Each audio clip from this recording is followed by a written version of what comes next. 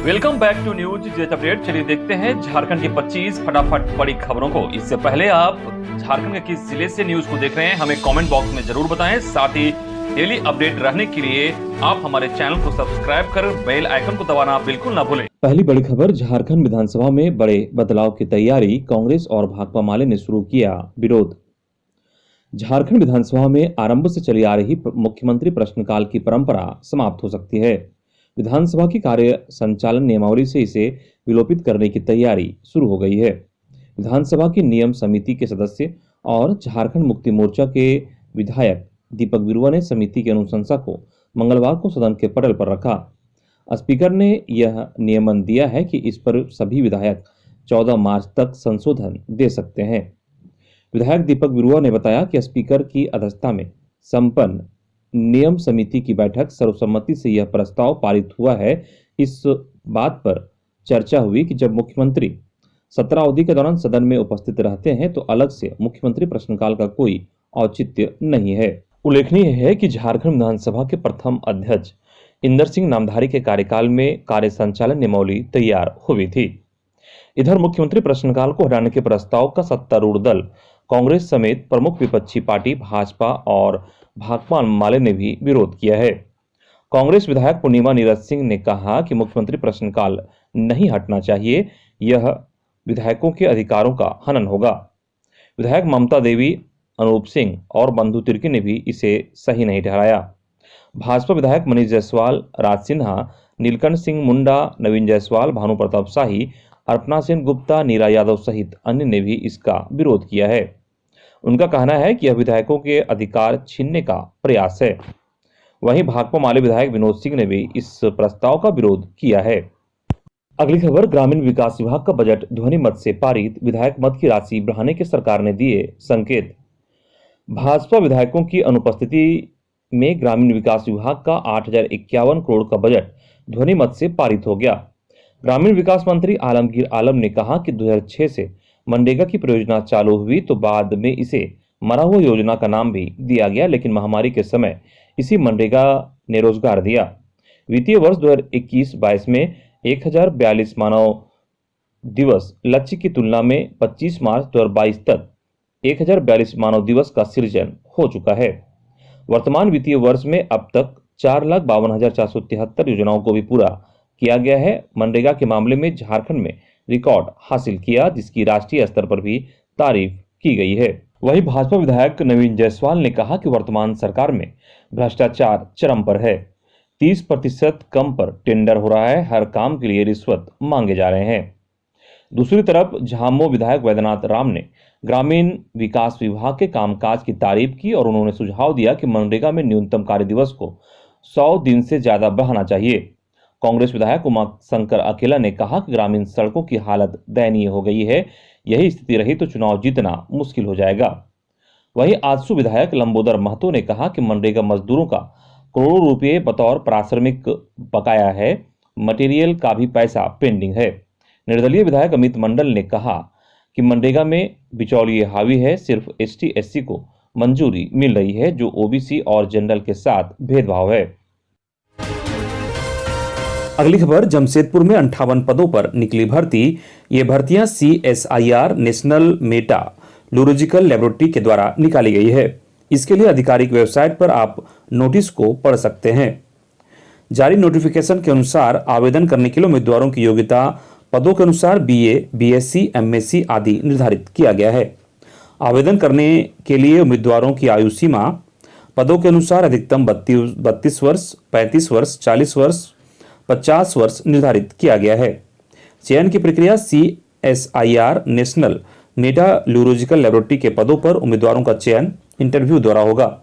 Interview की तिथि 14 मार्च से 22 मार्च तक है। इच्छुक उम्मीदवार CSIR नेशनल मेटा लूरोलॉजिकल लेबोरेटरी के आधिकारिक वेबसाइट www.nmlindia.org पर आप नोटिफिकेशन को पढ़ें। और वहीं कोडरमा में कंप्यूटर प्रशिक्षक के पदों पर भर्तियां निकली है। इसके लिए कोडरमा जिला के आधिकारिक वेबसाइट पोर्टल पर नोटिस जारी किया गया है।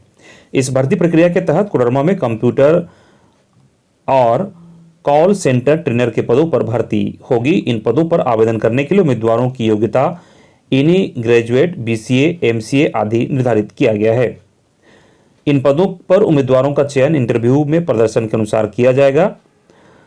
इंटरव्यू की तारीख 15 मार्च 2022 है। इच्छुक और योग्य उम्मीदवार जिला के अधिकारी की वेबसाइट पर जाकर www.jharkhand.gov.in पर जाकर आप आवेदन को पढ़ सकते हैं और उसके निर्देशों का पालन के अनुसार फॉर्म को भर सकते हैं।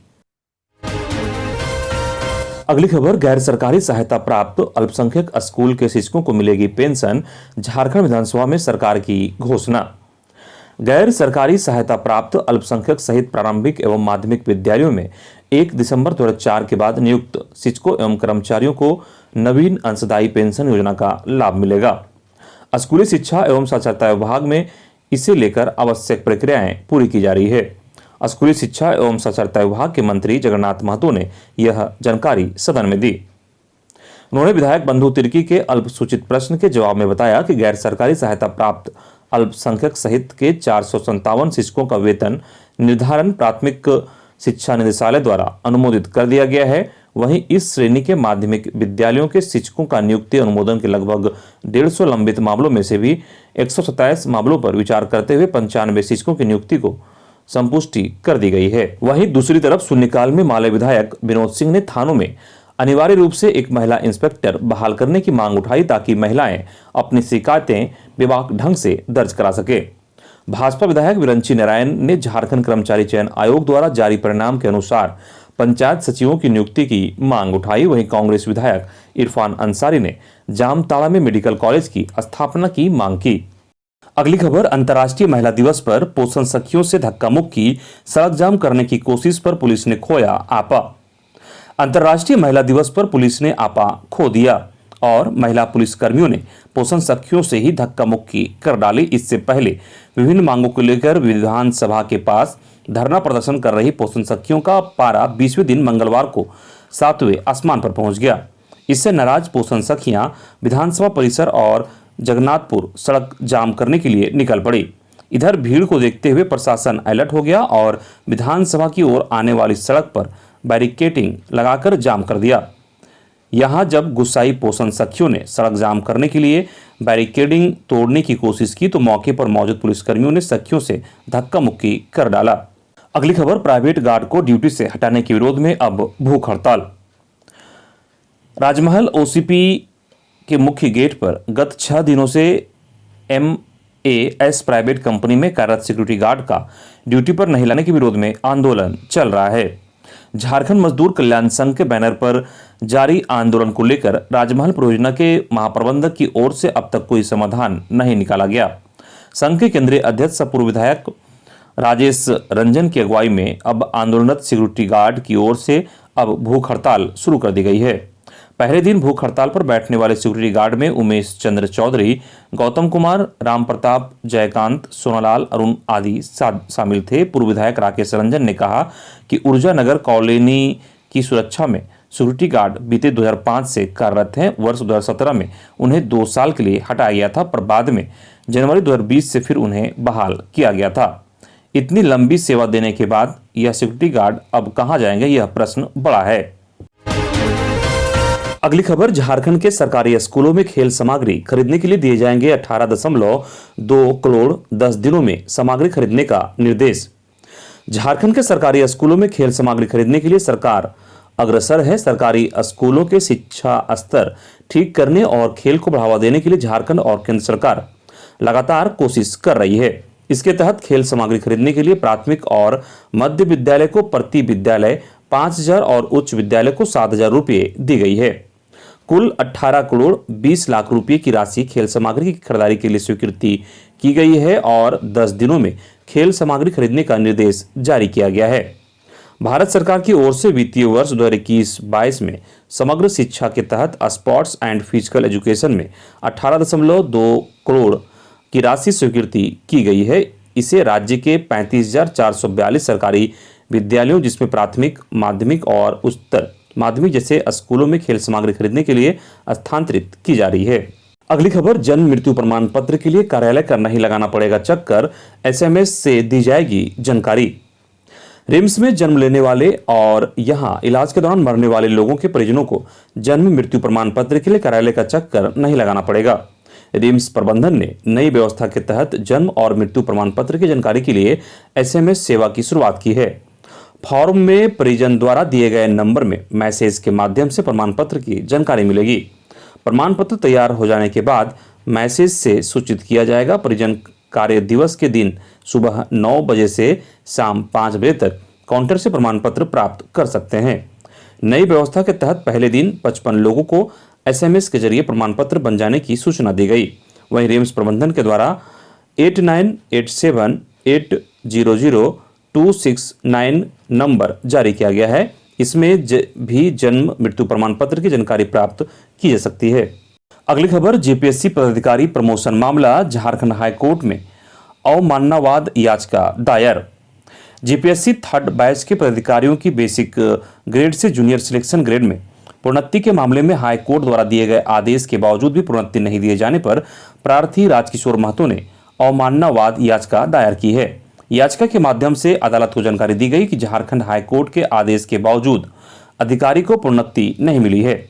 यह अदालत के आदेश का अवमानना है। दोषी अधिकारी पर कार्रवाई किए जाने की मांग की गई। याचिका में वरीय अधिकारी को प्रतिवादी बनाया गया है। झारखंड हाईकोर्ट के न्यायाधीश डॉक्टर एसएन पाठक की अदालत ने इस मामले की पूर्व में भी सुनवाई की थी। दोनों पक्षों को सुनने के उपरांत सुनवाई की प्रक्रिया पूर्ण कर अदालत ने राज्य सरकार के अधिकारी को प्रोन्नति देने का आदेश दिया था। अगली खबर, विधानसभा में गूंजा फीस माफी और बालू तस्करी का मुद्दा, विभागीय मंत्री ने जवाब दिया। झारखंड विधानसभा के बजट सत्र में मंगलवार को जनहित के मुद्दों की गूंज सुनाई दी। एक तरफ छात्र छात्राओं की फीस माफी का मुद्दा जोर शोर से उठाया गया तो दूसरी तरफ बालू तस्करी का मुद्दा उठाया गया। बाद में स्पीकर के हस्तक्षेप के बाद विभागीय मंत्री ने इन मामलों पर जवाब दिया और सदन में हजारीबाग नेशनल फॉरेस्ट विस्तारीकरण का भी मुद्दा उठाया गया। इस दौरान कोरोना महामारी के दौरान प्राइवेट स्कूलों में पढ़ने वाले गरीब बच्चों की फीस माफी का मुद्दा झारखंड मुक्ति मोर्चा के विधायक भूषण बाला ने उठाया। इस मुद्दे का समर्थन करते हुए कांग्रेस विधायक राजेश कच्छप ने सदन में सवाल पूछा कि आखिर उन बच्चों की प्राइवेट स्कूलों में फीस माफी कैसे होगी। इस पर विधानसभा अध्यक्ष रविंद्रनाथ महतो ने खुद हस्तक्षेप करते हुए विभागीय मंत्री से जवाब मांगा, जिस पर शिक्षा मंत्री जगन्नाथ महतो ने कहा कि आपके आदेश का पालन होगा। दूसरी तरफ झारखंड के आजसू सुप्रीमो सुदेश महतो ने बालू तस्करी का मुद्दा उठाया। उन्होंने कहा कि पिछले वर्षों से 586 बालूघाट का संचालन कौन कर रहा है, जबकि संचालन निगम और दूसरा ग्राम पंचायत की ओर से ही किया जाना है। अगली खबर, बड़कागांव गोलीकांड से जुड़े मामले में फैसला सुरक्षित, बढ़ सकती है पूर्व मंत्री योगेंद्र साव की मुश्किलें। बड़कागांव गोलीकांड से जुड़े मामले में पूर्व मंत्री योगेंद्र साव की मुश्किलें बढ़ सकती है।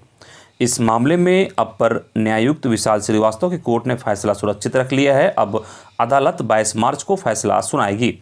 बड़कागांव गोलीकांड से जुड़ा यह मामला साल 2016 में दर्ज किया गया था। दोनों पक्षों को सुनने के बाद कोर्ट ने फैसला सुरक्षित रख लिया।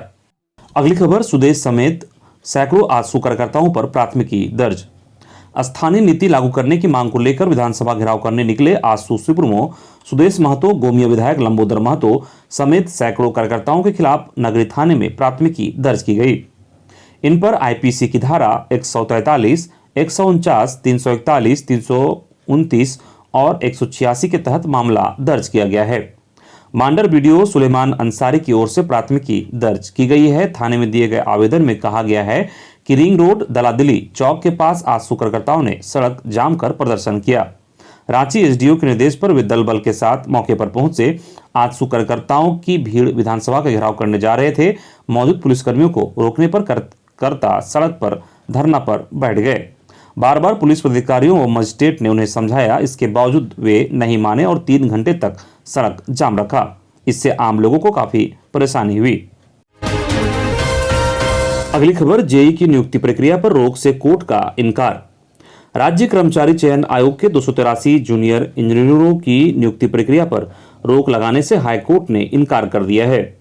जस्टिस राजेश शंकर की अदालत ने सोमवार को याचिका पर सुनवाई पूरी करने के बाद फैसला सुरक्षित भी रख लिया। नियुक्ति प्रक्रिया को टिंकू कुमार पांडे एवं अन्य ने याचिका दायर उम्र सीमा के निर्धारण को गलत बताते हुए परीक्षा पर रोक लगाने का आग्रह किया है। कनीय अभियंता की अंतिम नियुक्ति वर्ष 2014 में हुई थी। जेएसएससी ने वर्ष 2019 में जारी कैलेंडर में कनीय अभियंता की नियुक्ति करने की बात कही थी, लेकिन वर्ष 2021 में इसके लिए विज्ञापन जारी किया गया। इसमें उम्र का कट ऑफ डेट 1 अगस्त 2021 रखा गया है। फिर इसमें नए रिक्त पदों को जोड़कर वर्ष 2022 में दोबारा विज्ञापन जारी किया गया और उम्र का कट ऑफ डेट अगस्त 2022 रखा गया। 7 साल तक कनीय अभियंता की नियुक्ति के लिए विज्ञापन जारी नहीं किया गया, जबकि पद भी खाली थे।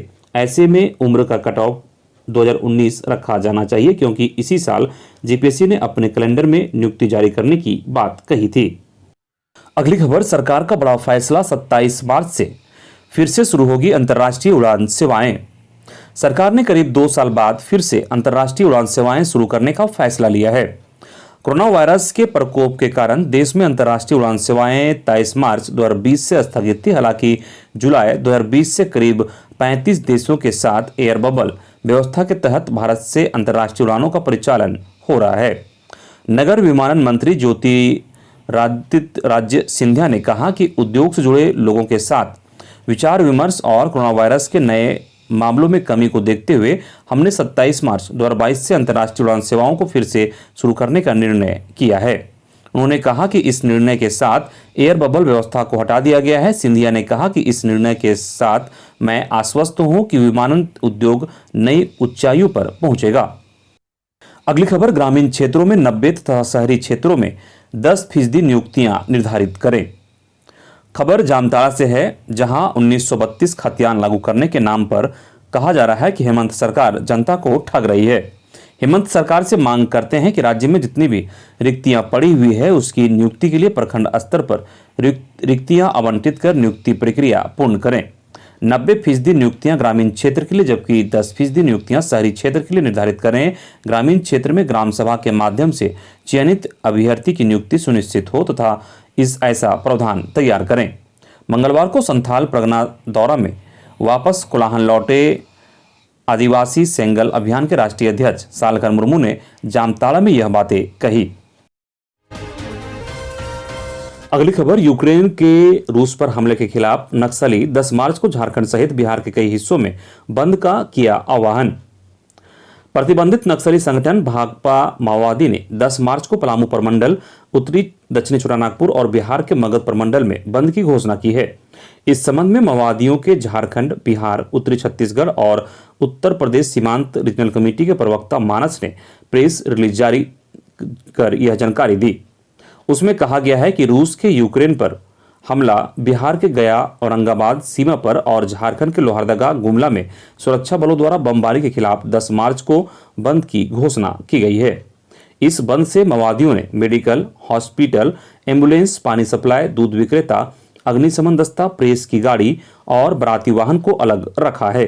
नक्सलियों का कहना है कि बिहार के औरंगाबाद जिला के मदनपुर के पचरुकिया दोमुहान के इलाके में 5, 6 जनवरी और 3, 4, 10, 23, 25 फरवरी के अलावा 3 मार्च को भीषण बमबारी हुई, जबकि लोहरदगा और गुमला के बुलबुल जंगल में 8 से 28 फरवरी तक लगातार बमबारी हुई। माओवादियों ने 2 महीने बाद झारखंड, बिहार के इलाके में बंद की घोषणा की है। बंद को देखते हुए हाई अलर्ट जारी किया गया है। अगली खबर, एसीबी ने एएसआई को 5000 घूस लेते रंगे हाथों किया गिरफ्तार। पलामू के पड़वा थाना से सहायक अवर निरीक्षक मुन्नालाल जामुदा को 5000 घूस लेते भ्रष्टाचार निरोधक ब्यूरो की टीम ने रंगे हाथों गिरफ्तार किया है। इस संबंध में बताया गया कि सहायक अवर निरीक्षक मुन्नालाल द्वारा अनुसंधान के बाद केस डायरी न्यायालय में भेजने के एवज में 5000 रुपये घूस मांगा जा रहा था। इसकी शिकायत पीड़ित व्यक्ति ने एसीबी से की थी और जांच में पुष्टि के बाद आरोपी को रिश्वत लेते रंगे हाथों गिरफ्तार कर लिया गया। इस संबंध में बताया गया कि गिरफ्तारी के बाद एसीबी टीम आरोपी सहायक अवर निरीक्षक को अपने साथ मेदिनीनगर लेकर चली गई। अगली खबर, महिलाओं को प्रोत्साहन देगी सरकार, मुख्यमंत्री हेमंत सोरेन। मुख्यमंत्री हेमंत सोरेन ने कहा कि राज्य की महिलाओं की जरूरत के हिसाब से योजनाएं बनाई जा रही है। हर माध्यम से महिलाओं को प्रोत्साहन देना सरकार की प्राथमिकता में है। सरकार हर महिला के साथ कदम से कदम मिलाकर चलने को संकल्पित है। हर हाथ को रोजगार सरकार का लक्ष्य है। वर्तमान समय महिलाओं के आगे बढ़ने का बेहतर वक्त है। महिलाएं आगे आएं। महिलाओं को समान अधिकार मिलना चाहिए। महिला और पुरुष एक हल के दो बैल की तरह हैं, एक के बिना कोई भी लक्ष्य अधूरा होगा। ये बातें सीएम हेमंत सोरेन ने अंतर्राष्ट्रीय महिला दिवस पर मंगलवार को महिला बाल विकास एवं सामाजिक सुरक्षा विभाग द्वारा मंत्रालय में आयोजित कार्यक्रम में बतौर मुख्य अतिथि कही। अगली खबर, टंडवा में लाठीचार्ज, अंबा व बंधु ने सरकार को घेरा। चतरा के टंडवा में धरना दे रहे विस्थापितों पर लाठीचार्ज, आंसू गैस के गोले दागने और गिरफ्तारी के खिलाफ कांग्रेस विधायक अंबा प्रसाद और बंधु तिर्की ने अपनी ही सरकार पर सवाल उठाए। सरकार की ओर से संसदीय कार्य मंत्री आलमगीर आलम ने इस मामले पर 24 घंटे में जांच करवाकर कार्रवाई करने की बात कही। अंबा प्रसाद ने 2 बार सूचना के माध्यम से और 1 बार शून्यकाल में इस मामले को उठाया। उन्होंने कहा कि टंडवा में धरना दे रहे लोगों पर आंसू गैस के गोले दागे गए और लाठियां बरसाई गई है। सरकार इस पर कमेटी बनाकर जांच कराए और कार्रवाई करे। मामले को लेकर अंबा प्रसाद वेल में भी आ गई थी, उन्हें बंधु तिर्की का भी साथ मिला। विधायक विनोद सिंह ने कहा कि टंडवा मामले की सरकार जांच करा ले, एनटीपीसी को प्रशासन संरक्षण दे रहा है। अगली खबर, होमगार्ड जवानों के बच्चों को बहाली में मिले प्राथमिकता। खबर गोड्डा की है। होमगार्ड वेलफेयर एसोसिएशन के जवान 13 फरवरी से अपने बच्चों के नामांकन के लिए आंदोलन पर हैं। अभी तक इसका कोई निष्कर्ष नहीं निकला है। अध्यक्ष मनोज कुशवाहा ने बताया कि उपायुक्त से वार्ता हुई थी और उन्होंने 15 दिनों का समय लिया था, फिर भी विचार नहीं हुआ।